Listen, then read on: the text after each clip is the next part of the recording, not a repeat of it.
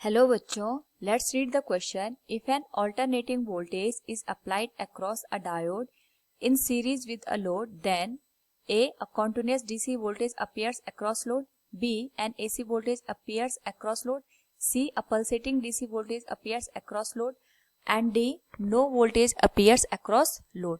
Now first of all we will discuss here the key concept, which is application of forward and reverse bias condition in diode. तो जो diode होता है वो external source के साथ दो तरीके से अप्लाई किया जाता है.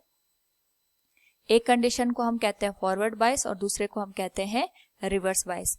तो अगर हम इस पर्टिकुलर केस को समझें, यहाँ पे ये हो गया पीएन जंक्शन, ये डिनोट करेगा पी को और ये डिनोट करेगा एन को. अगर हमने यहाँ पे इसको एक एसी सोर्स के साथ कनेक्ट किया है तो इस पर्टिकुलर केस में हमें जो आउटपुट है वो कुछ इस तरीके से देखने को मिलेगा. यहाँ पे जो एसी होता है, AC is continuous signal with changing it's polarity after a particular time. तो इसे हम कहते हैं पॉजिटिव हाफ साइकिल और इसे हम कहते हैं नेगेटिव हाफ साइकिल. तो जब हम बात करेंगे फॉर पॉजिटिव हाफ साइकिल, उस पर्टिकुलर केस में जो डायोड होता है it acts like a forward bias condition. ये फॉरवर्ड बायस कंडीशन में यहाँ पे चला जाएगा क्योंकि ये प्लस होगा, ये माइनस, तो पी हायर पोटेंशियल पे होगा as compare to the N. तो अगर हम यहाँ पे देखें जो डायोड है वो फॉरवर्ड बायस कंडीशन में चला गया तो ये एज ए शॉर्ट सर्किट काम करेगा.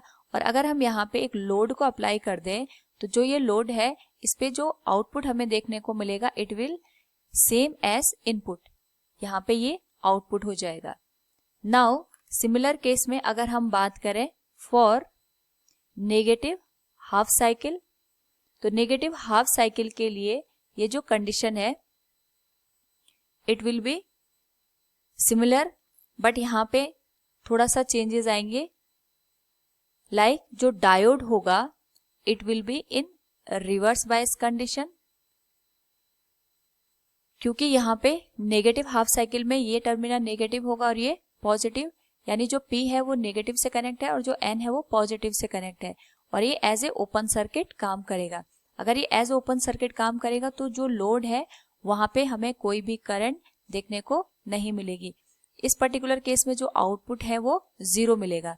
तो हम देख सकते हैं again for positive it will be some output and for negative there will be no output. तो अगर हम इसका ओवरऑल एक साथ यहाँ पे डायग्राम ड्रॉ करें तो it will look like this. तो यहाँ पे जो आउटपुट है it is not continuous in nature. So यहाँ पे एक पल्सेटिंग डीसी हमें मिल रहा है across the load. So from the given question, if an alternating voltage is applied across a diode in series with a load, then a pulsating DC voltage appears across load. Option C will be the correct answer. Hope all you understood it. Thank you and best of luck.